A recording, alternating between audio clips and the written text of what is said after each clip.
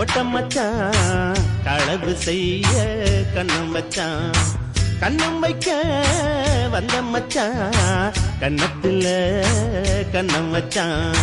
பக்கம் வந்து பாவி மனச பத்த வச்சான் உங்க வீட்டு திண்ணையிலே